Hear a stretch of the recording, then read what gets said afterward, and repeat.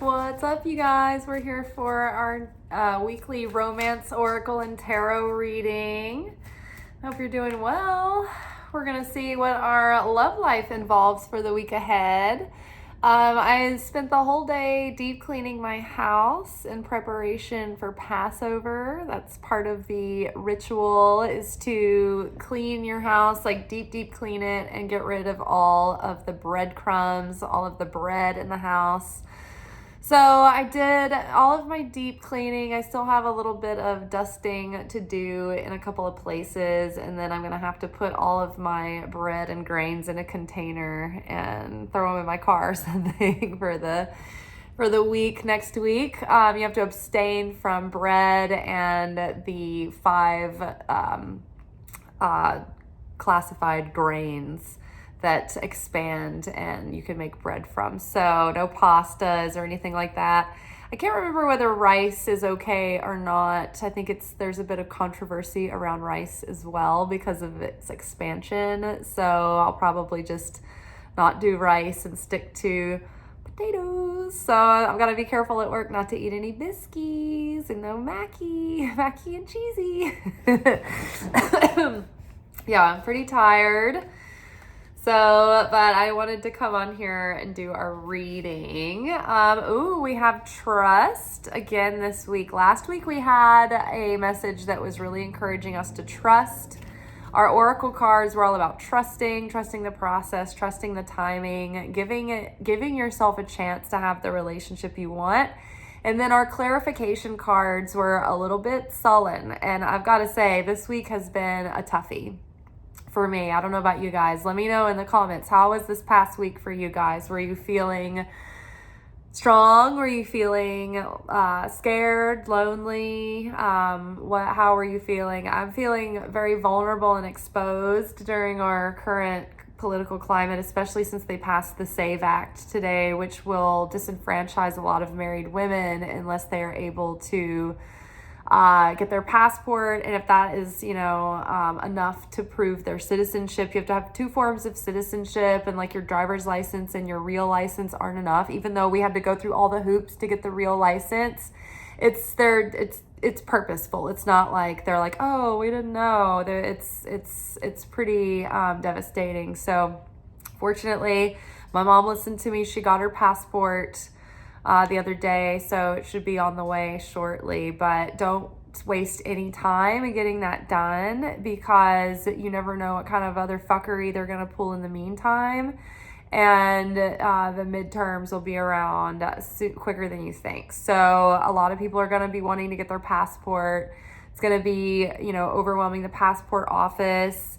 If you are a person who is a non-binary person, if you are trans, my wholehearted compassion reaches out to you during this time. I understand that this is difficult for you, and I am heartbroken for you, because I know that the government is being really cruel to those who don't feel like they fall under one gender or another. And I understand that sometimes there are like medical issues that happen that spring up on people where they're not even choosing to change their gender or anything. They have like a dormant chromosome that just, comes online. But for safety during this time, you may want to assume a gender. And it's sort of like in the old days when people had to write under a pseudonym or something. Your network and your community and your friends and your family hopefully will honor in your own circles your choices, but the government is not. They don't right now. And if it's a means of survival, and that's totally up to you, but if you can, then I would say just bite the bullet and try to get your passport and, fly under the radar if possible. But my heart goes out to you, and I'm on your side. So we have to trust that this situation is calling for you to have faith. And, we're in that darkest before the dawn. And when things are in transition and things are shifting, before things get better, many times they get worse. And right now we're in the worst. And it's right on time. You know, we're looking at Passover. This week is Saturday, and the first day of Passover marks the night that the death angel came over Egypt, and the Israelites were told to sacrifice a lamb and paint that blood over their doorway. And I went and found lamb today, has a bone in, and there's a little bit of blood in the vacuum sealed package. So I'm going to squeeze that motherfucker until I can get enough blood to paint a streak over my door frame. But that would show the angel that those were godly people, and that they were to be passed over, as far as the death angel was going to take the firstborn of every Egyptian family, the firstborn son. So that marks also the night that the Israelites made their exodus. And so when they made that exodus, they had to leave very quickly in 18 minutes before the bread had time to rise. And that represents having to do things and act on faith quickly before your ego scares you, before your ego talks you out of it and justifies staying in your comfort zone and just, keeping the status quo. And so right now it feels very precarious and pretty terrifying for many people. And even if you're on the right side right now, you're still being affected by the tariffs and the recession. And not every Republican voter is wealthy. There are many Republican voters who live in rural areas and who are poor and who are struggling. And so we're all feeling the weight of it all, or the weight of at least something or another. No one is going to be completely out of the discomfort of this moment in time. When the Israelites fled Egypt and they were running from the Pharaoh, and the Pharaoh sent his army after them, at first he was like, just let them go, because he was overwhelmed by all the plagues. And then after they left and the plagues kind of calmed down, the ego puffed back up again. And the Pharaoh said, you know what? I'm not going to lose my slaves. Go back and go get them. And so he sent the army after them. And the Israelites were running, and then they found themselves cornered because they'd reached the Red Sea and they had nowhere to go. And the Pharaoh's army was behind them, and the Red Sea was in front of them, and they didn't have boats. They weren't prepared. And so Moses, as a leader, he had to have faith, he had to have courage. And when he parted the Red Sea, it wasn't just like he said, all right, part the sea.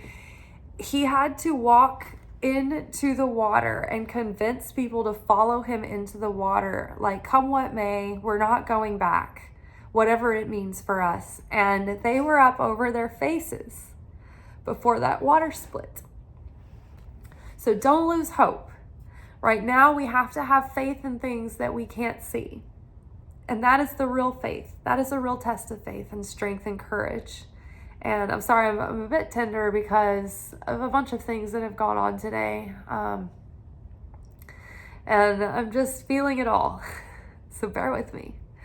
But we have to trust that the right person is out there, and that if you're in a relationship that you want to work out, that's having trouble, then trust that if you put your heart and soul into it, and you pray for that relationship, and you're honest and you're forthcoming to that partner, that if it's meant to be for you, it will work out. And if it's not meant to be for you, then it will not work out, and you will be saved because of it. And I've been in that situation too. I've been in a relationship where I prayed for it and I worked hard on it and I did everything that I could. And it wasn't right for me, and I didn't know for sure, and I didn't know if I was supposed to leave it or not. And so I just kept praying and doing the work. God took that person out of my life. And I think that it probably saved many years on my life, because my immune system and my nervous system was doing everything that it could to send off all the signals that relationship was wrong. I mean, at that time, I had the same diet and exercise routine that I have now, and I weighed about 50 pounds more than I do now. because of the stress, because my body was inflamed and it was trying to tell me that this person was bad for me, that it was taking it out of me, and that my body was trying to build up a barrier to protect me. So trust that God has your best interests at heart and put that relationship in God's hands. And if you're waiting for that relationship to come, then believe that the right thing is going to show up for you at the right time. And I know that that gets hard, especially during times like these when you're alone and you're having to deal with everything by yourself and you have no help and no support. And you think, well, if at least I had just a teammate on my side and with me, that maybe this would be easier. And maybe it would if it was the right person. You know, you can get through poverty together. You can get through, political uncertainty together. But if it's the wrong person, then it makes everything worse. So trust the process. Trust where you are in your life right now, because it's not going to be this way forever. And you're not going to be in this situation forever. All right. Like it's this card. Calling in your soulmate. So pray that God will bring this person in for you, and pray that you'll have the strength to recognize who is for you and who is not for you. Pray that you will have enough strength and willpower to say no to what's wrong and not get distracted by like the tests that will come up in the meantime, who will waste your time and your energy. Pray that you'll have the strength to see and to know who is sincere and who is for real and who shares your beliefs and your values and who honors you as a person and who honors your inherent value and your intrinsic value, not just the surface material things that you can give to them, right? Some people just want a submissive, fertile breeder, who's going to take care of them and basically be their maid. Some people are wanting someone who is just going to be a bank for them and a form of support. And let me tell you, both of those people have a freaking booby trap that they're setting for themselves. So you really have to look for someone who respects you inherently and loves you and wants you because of what your spirit and your soul offer to them, not just how old you are and how much money you have and if you're fertile or not. There's so many things that are so shallow and so material that are everyone's priorities.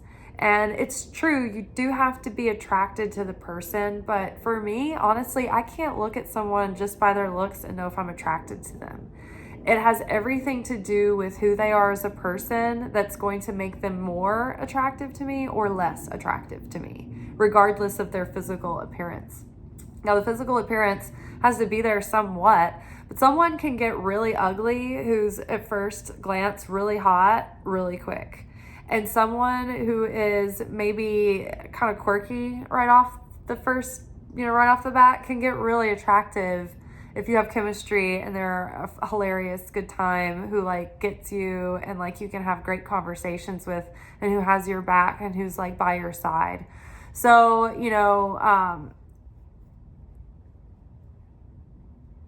don't put all of your attention on the wrong things, on all that on paper stuff. Look at someone's inherent value and who they are on the inside. And if you were to lose everything, would they be by your side at that point? Would they stand by you? If you were never to amount to anything, would they love you still just for you? That's the kind of person that you want with you, because things change. As we see, society is very unstable.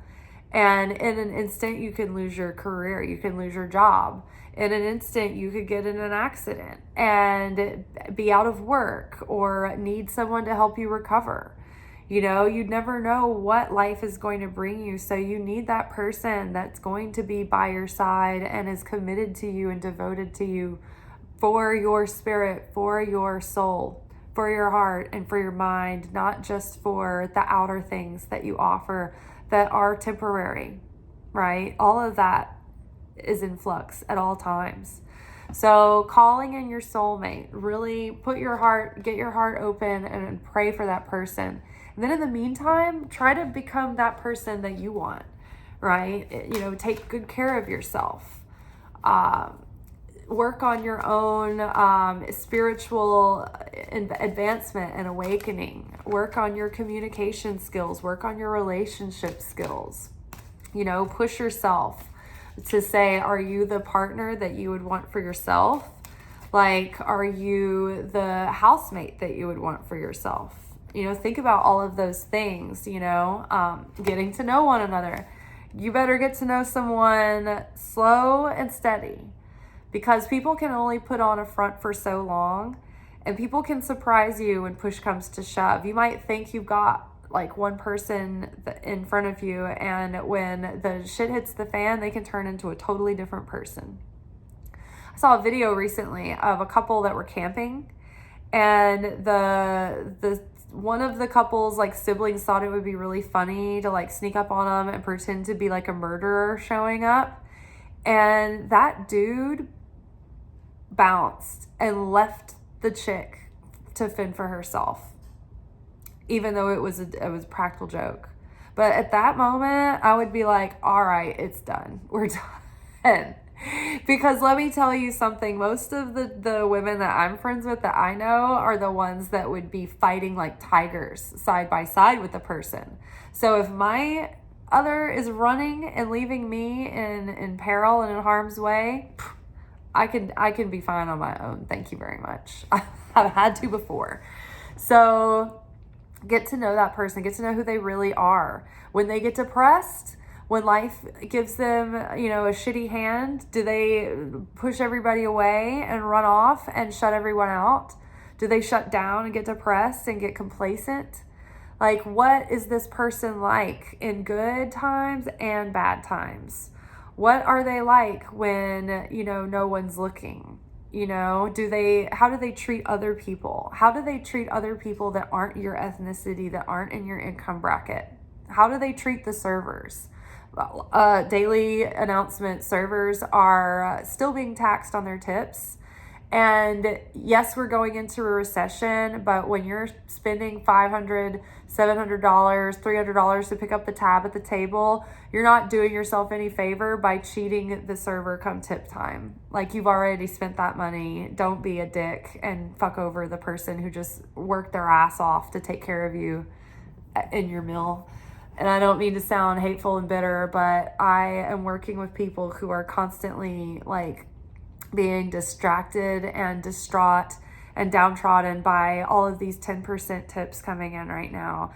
And we are already just making it. And like, so don't come out for, a meal that's an expensive meal and then be like, well, I guess I'll save $10 or $20, $30 or $100 right now, because you've already spent it. So you might as well do the right thing, because it's going to come back on you. What goes around comes around, and people live on their tips. And in many states, including the state I live in, servers only make $2.13 an hour. So we don't have any other money but the tips that you pay us. And it's a good living. Otherwise, it can be a very good living to work, and it allows you days, open. People that need flexible schedules, like, it's a good job. And if you want to get high and mighty about it, then don't work that job or blah, blah, blah, blah. It's like, well, then don't go to a restaurant. Do you like going to a restaurant? Do you like being taken care of? Do you like someone taking care of your allergies and like knowing about food and wine and helping you? Then like tip them. And I understand tip culture is getting out of control. Like, somebody the other day was like, yeah, I got an oil change and they asked for a tip. It's like, yeah, I get it. Like, that's not an industry that lives on tips, and Valvoline can pay you. They can afford to pay you. And before now, it's apparently been a livable living, or else people wouldn't be doing it, and that's what they choose to do. And they get an hourly wage. But servers, bartenders, the WAs, the waiters assistants, the hosts, not like at the restaurant I work at, we all make $2.13 an hour, and everything that the bartenders, the waiter assistants make, and the hostess make comes out of the servers' tips. 100%. So yeah, some places pay the support staff a little bit per hour, but a lot of places don't. So keep that in mind when you go out to eat. I know that people that are watching these videos are good tippers. So keep it up. But yeah, get to know the person. If they treat the service staff poorly, then you're going to be the one they treat poorly when the shine wears off.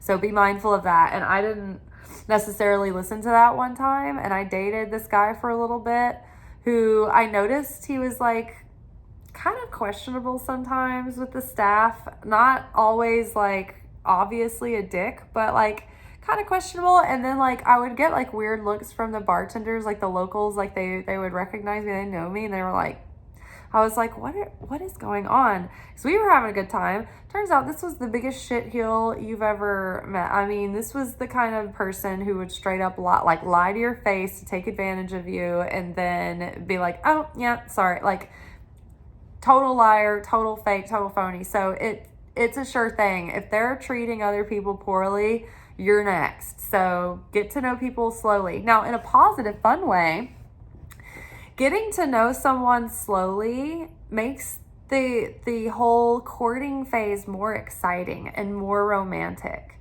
I think that people rush through this phase now and they sleep with people too soon, and they tell everything about themselves and like go into their deep like issues and trauma like way too early. It's like, take your time getting to know somebody. Like, don't jump in so serious so fast. If you give them like so much like for females, if you give that commitment up right away, then men don't feel like they've had to make enough effort, and they don't value you as much. And so they put you in these categories of, well, this will be fun for now, but they're not wife material. So, and the danger for women is that if they think that they've got this great guy who's all great at first, a lot of times that person will change in like 6 or 8 weeks, if not a little further down the road. So it's better, it creates more tension and excitement to take it slow in the beginning, getting to know people, make it fun, It's a good time. It's fun to get to know someone slowly. It creates a bond and you make memories together. There's lots of things that you can do that don't cost a lot of money. You can go on nature adventures. You can have picnics. You can go on walks. You can go out and take pictures, things like that. Like you can go around town and take photographs together. There's lots of things you can do that don't cost money, that you can, make dates creative and fun. This could be the one. Ooh.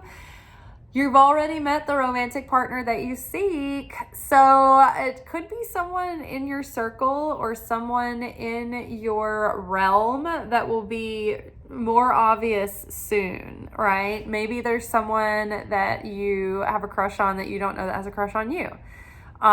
Relationship statuses change, although you never want someone's unhappiness. You never want someone to be in a breakup or whatever, but that could change, and you just never know. Things change, right? You could have someone in your community that you don't quite know yet. Or you could be working somewhere and a new person could be starting soon, and you just never know. Anything could happen. That person could be in your vicinity and you might see them and you don't even know them yet, right? So this person could be coming soon. Keep trusting, keep calling in your soulmate, and take your time getting to know them, because if it is the one, you don't want to rush through all the fun stuff. Like, think about high school and adolescence when you're just making out with people. How fun was that? I mean, how like steamy and hot is it when you can't just go ahead and have sex? Like, once you've had sex and you start fooling around and stuff, you can't go back. You can't really go backwards. I mean, I guess you can, but it's like the excitement, and you kind of like break the tension, and you want to build that tension. And so it's better, it's like we got a clean slate, right? Like, next time around, doesn't matter if, how fast you've moved in the past. You can always slow it down. So take it slow getting to know this person. Let the excitement and the tension build. There's no rush.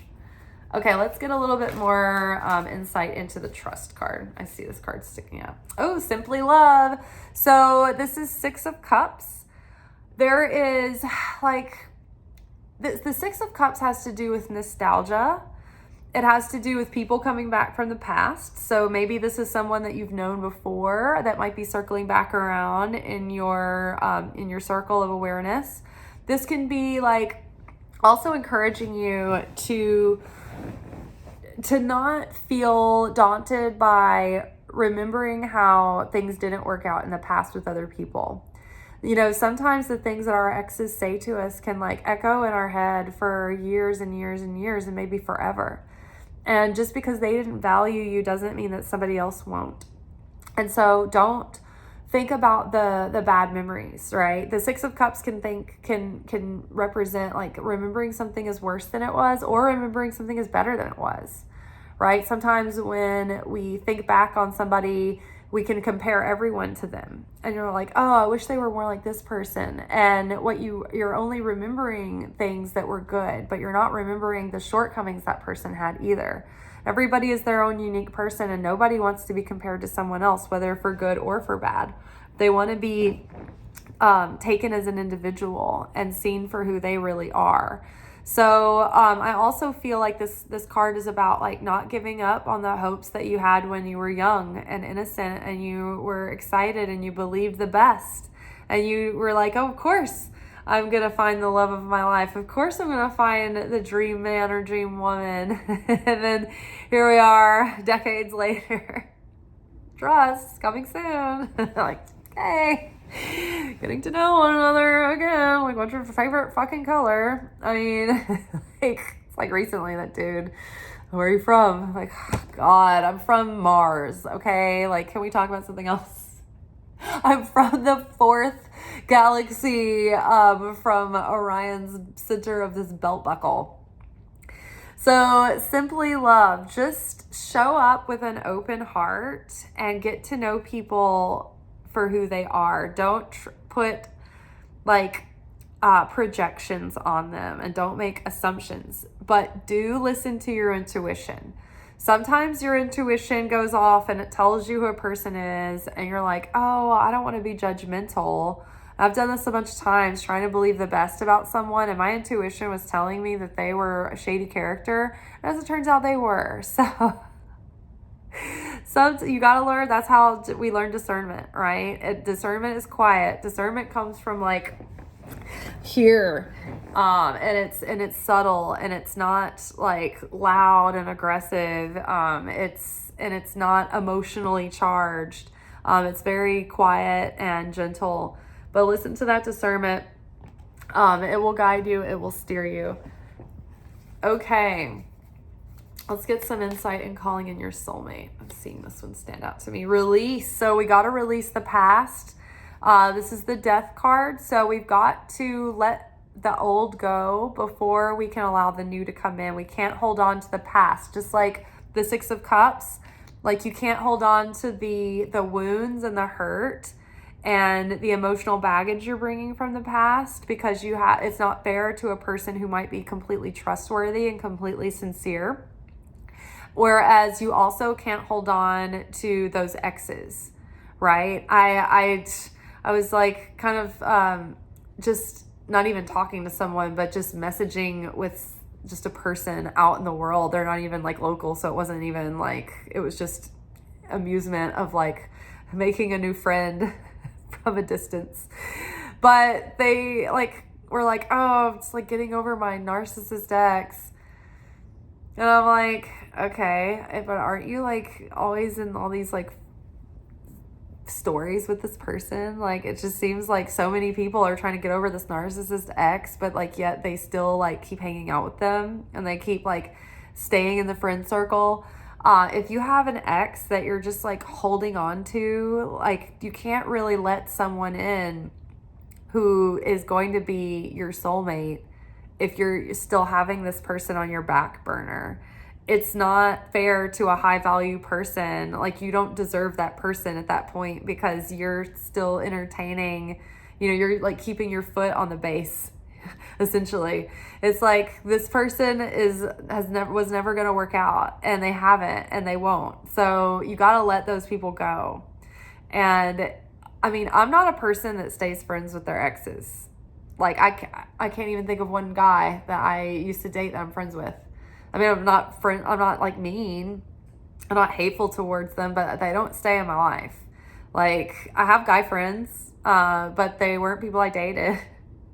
And if I did date them and they're still friendly and they're kind of in my life, they're very distant and it's very platonic, and I have zero interest in them ever again.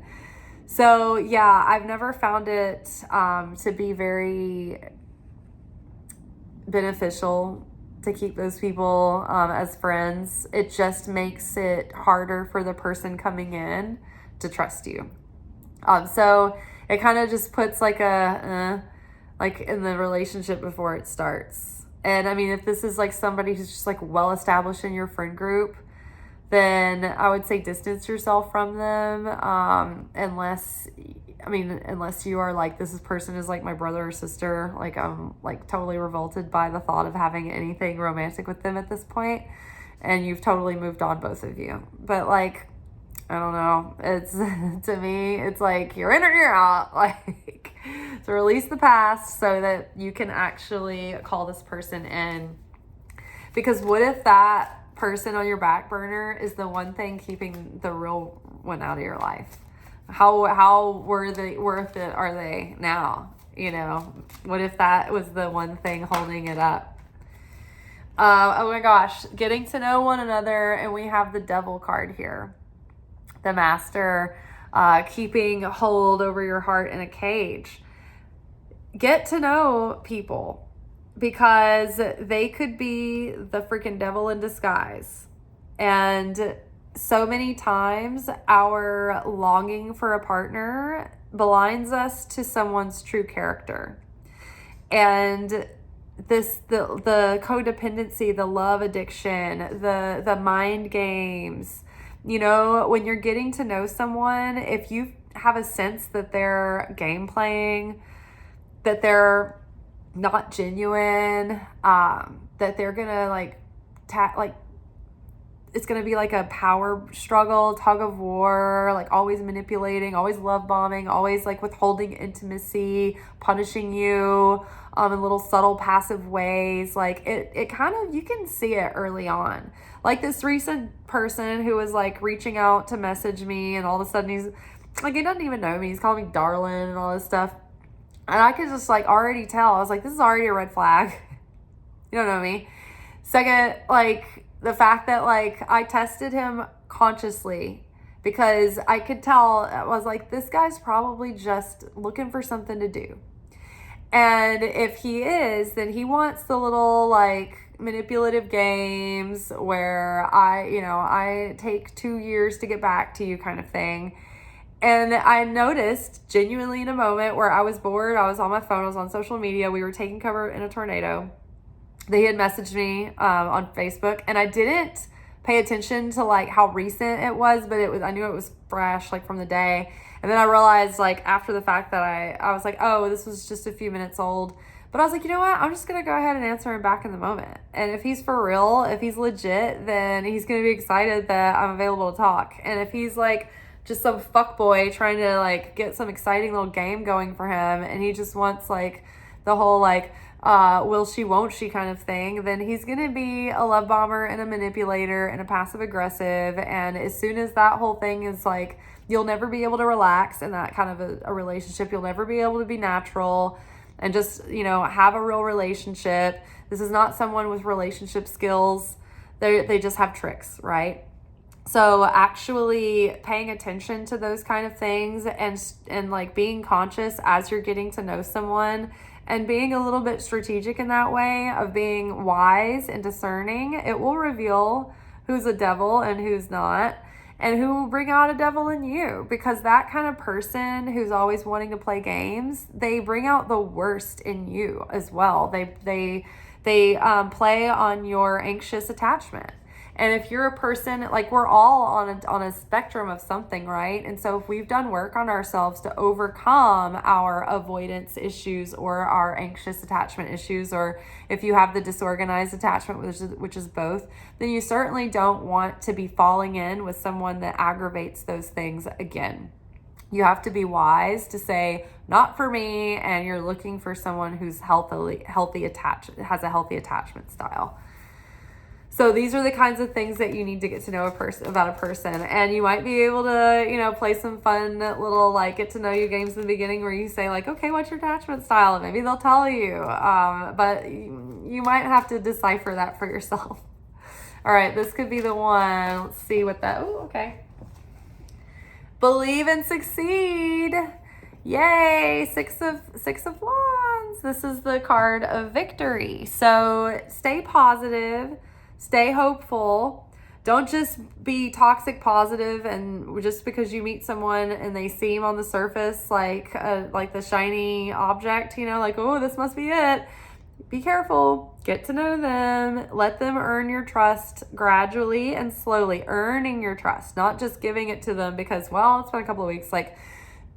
Let them earn it. Let them show you who they really are. But the only way to keep calling in new love and calling in a soulmate is to believe that it's possible. To believe that you deserve it. To believe that you're high value and that you're worthy of that, and that to believe with certainty that there is someone for you and that they will be coming, and that they're already a done deal. It's already sealed. It's already set in stone. They just have to show up, and you have to identify one another. And then, if you're truly meant to be, it's hard to fuck that up. It really is. You can make, some mistakes. Don't rush in and make all the wrong mistakes thinking, if it's really meant to be, then it's just going to be either way. You can set yourself up for a hard time or a good time. So, but do things right. Play your cards right. Take your time. Take it slow. Make it exciting for both of you. Make the person earn you. Get to know who they really are. Let go of the past. Don't have a bunch of hanger-ons, right? Don't have a bunch of backup plans. Be available for someone. Be real. Be authentic. Be sincere. Believe and succeed, right? If you believe and you have confidence in yourself, if you have enough real confidence, then you don't need games. Then that will be all the charisma that you need. People who have real confidence, they don't need to play a bunch of mind games. They don't need that. And they don't want someone that's going to be all about that. A little bit of cat and mouse for the attraction's sake. Sometimes it's a good time, right? But not when it becomes someone's only go-to strategy and it becomes a manipulation tactic and it becomes the way that they hold their power over you, and they are all about the power struggle, right? So, good things could be happening very soon. This could be the one. You might be meeting this person soon. You might already know them and you just don't realize it. So have hope and faith in your heart that it is coming, and put yourself out there. And even in the midst of all of this, try to find your lightness. I know it's hard recently. All right. Well, I'm with you. I'm behind you. And I'll talk to y'all tomorrow for our weekly reflection message. All right. Ciao.